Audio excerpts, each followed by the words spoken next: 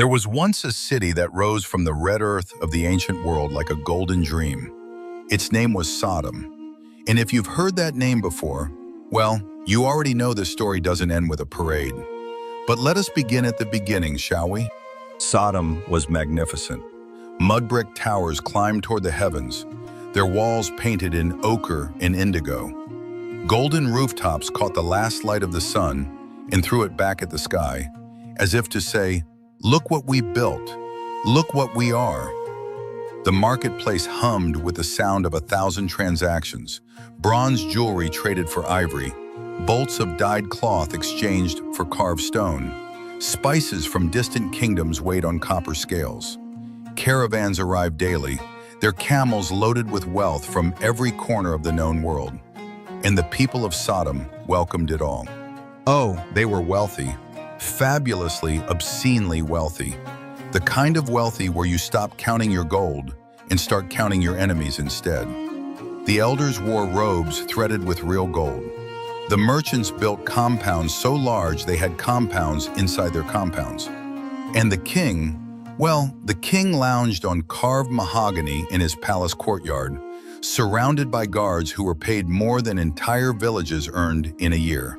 From above, Sodom looked like a jewel set into the desert, a city blessed by the earth itself, fertile land, flowing water, trade routes converging like veins feeding a golden heart. But here's the thing about golden hearts. They tend to rot from the inside. Because beneath all that glitter, beneath the laughter in the marketplace and the music drifting from palace windows, something was deeply, fundamentally wrong. The kind of wrong that doesn't announce itself. The kind that seeps in slowly, like water through cracked stone, until the whole foundation is compromised and nobody seems to notice. Or perhaps they noticed. Perhaps they simply didn't care. You see, Sodom had a peculiar relationship with morality. They'd met it once, briefly, decided it wasn't for them, and moved on. Sin didn't creep into Sodom. It was invited in, given a seat at the table, and asked if it wanted seconds. Corruption wasn't a disease here. It was the culture. It was the air they breathed. The powerful crushed the weak, not because they had to, but because they could, and frankly, because it was Tuesday. The courts? Oh, the courts were a masterpiece of irony. A man could be dragged before the elders for the crime of being poor. Justice wasn't blind in Sodom. It had perfect vision. It could see exactly how much gold you carried, and it ruled accordingly. Bribery wasn't corruption. It was simply how business was done. The innocent were condemned. The guilty walked free with a smile and a new robe. In the narrow alleyways, guards shook down travelers and merchants alike. And if you complained, well, let's just say complaints had a way of disappearing, along with the people who made them.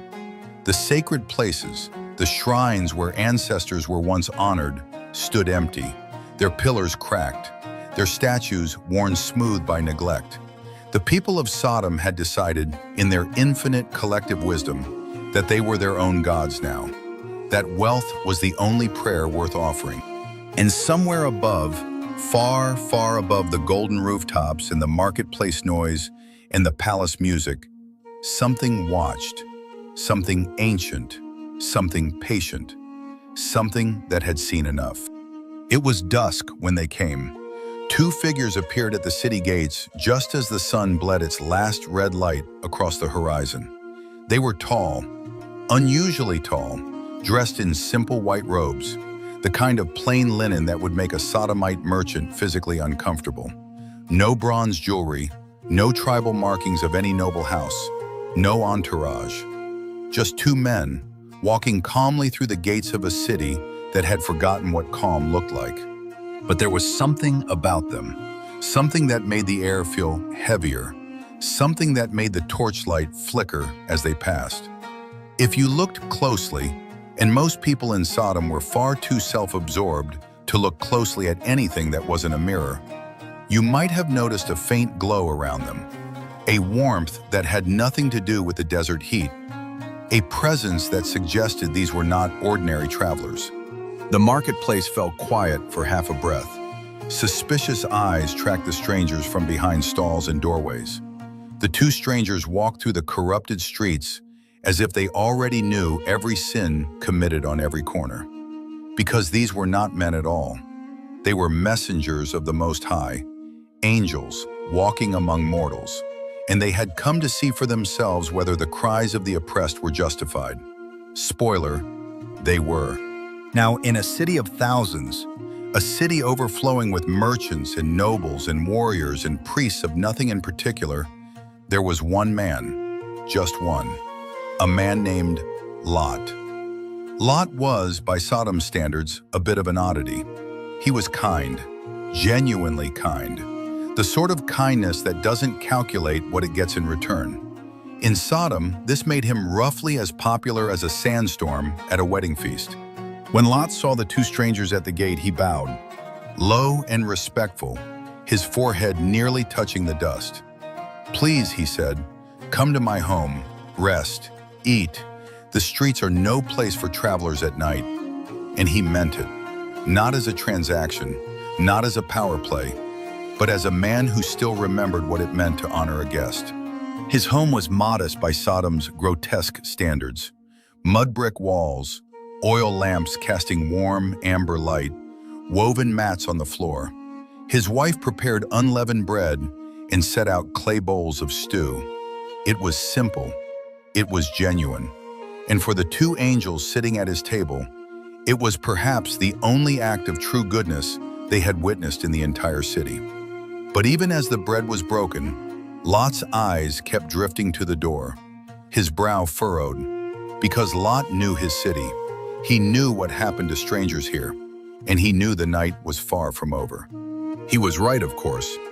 It started as a murmur, voices in the street gathering like a storm front, then footsteps, then torchlight, orange and angry, flickering through the cracks in the door, then fists, heavy, insistent fists pounding on the wood. "Bring them out!" The voices were many now, a mob thick with rage and entitlement. "Bring out the strangers! We know they're in there!" And the people of Sodom, in their infinite wisdom, decided that the best course of action upon encountering two unknown visitors in their city was to form a mob and demand they be handed over. Because apparently basic human decency was too much effort, but organizing a violent crowd on short notice, that they could manage. Lot stepped outside, alone, one man against a sea of torches and twisted faces. "Brothers, please, I beg you, do not do this wickedness. These men are under my roof. They are my guests." You can imagine how well that went over. The mob surged forward, hands grabbing at Lot, voices screaming threats. They would have torn him apart right there on his own doorstep, this one decent man, for the crime of showing kindness. But then the door opened. Not by Lot's hand. It opened from within, and light, not torchlight, not lamplight, but something else entirely, poured out into the street. The two strangers pulled Lot inside with a grip far stronger than any human hand. And then the light struck. It hit the mob like a wall. Pure, blinding, absolute light.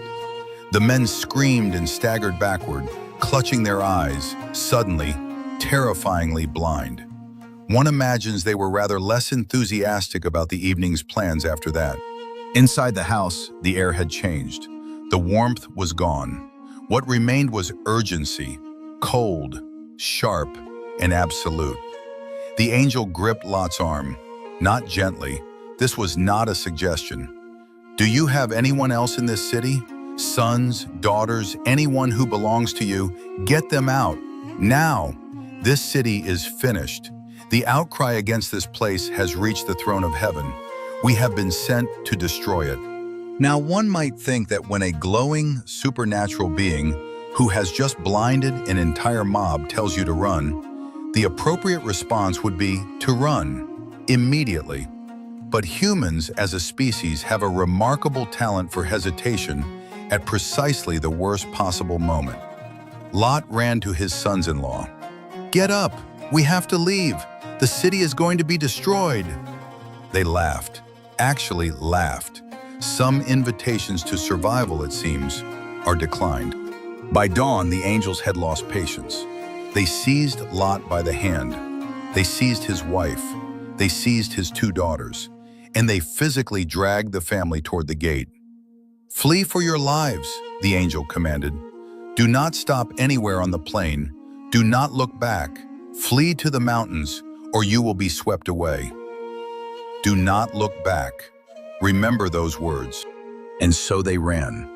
The 4 of them, Lot, his wife, his 2 daughters, stumbling across the desert plain as the first light of dawn crept over the eastern mountains.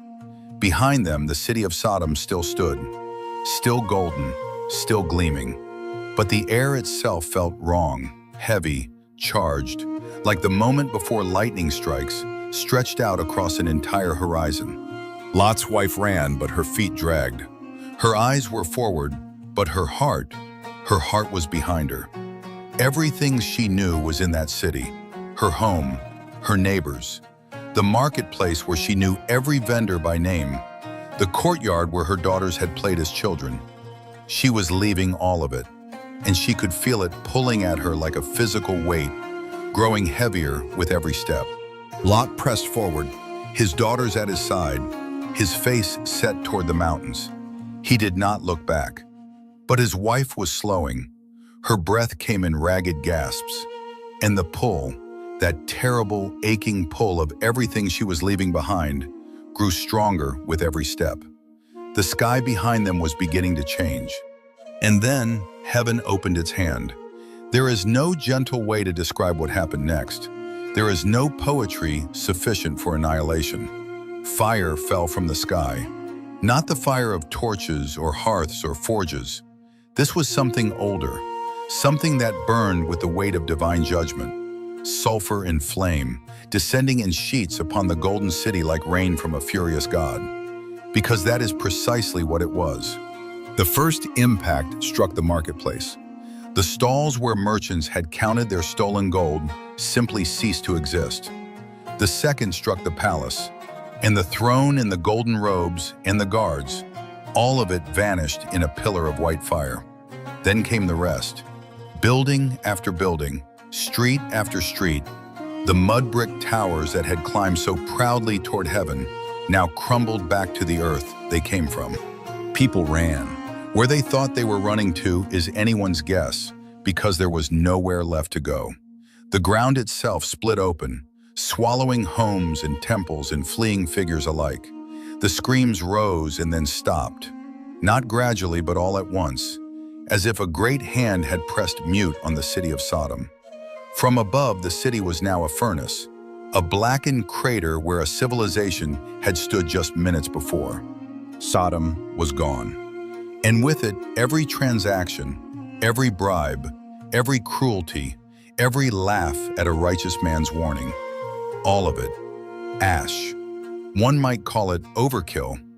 But then again, one might also argue that Sodom had been given every chance. Every single chance. And it had laughed at each one. And somewhere on the plain, a woman stopped running. Lot's wife. We don't even know her name.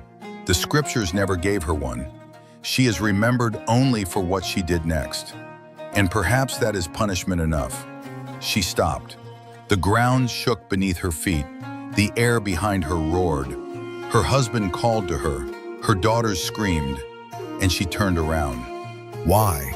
Why did she look back? Was it grief? Was it longing? Was it the simple, terrible human inability to let go of what we know, even when what we know is killing us? Perhaps it was all of those things. Perhaps she simply couldn't help it. Perhaps the pull of the past is the strongest force in the human heart, stronger even than the command of angels. She turned, and she saw. For one brief, terrible moment, she saw it all. The fire, the smoke, the city she had loved dissolving into nothing. And then she was still. It started at her feet, a whiteness creeping upward. Salt, pure, white, crystalline salt. It climbed her legs, her torso, her outstretched hands. It reached her face last and froze her expression in a mask of eternal horror. She became a pillar, a monument to disobedience, a warning standing alone in the desert wind, white against the red sand, facing the smoke of a judgment she was never meant to witness. Lot did not stop. He took his daughters by the hand and he walked forward, into the desert, into the emptiness, into whatever remained of a life after everything you've ever known has been burned to ash behind you. There is a lesson here, several actually, about wealth and what it does to the soul, about wickedness and its shelf life, about mercy, how it is offered and how it is refused, about obedience, what it costs and what disobedience costs more. But perhaps the simplest lesson is this: when an angel tells you not to look back, don't look back. The ruins of Sodom never recovered. The land itself was cursed, salted earth and dead water where nothing would grow for generations. Travelers who passed through the region spoke of a strange pillar of white standing in the desert, shaped almost like a woman, facing east toward a blackened plain where nothing lived. And they would quicken their pace, and they would not look back.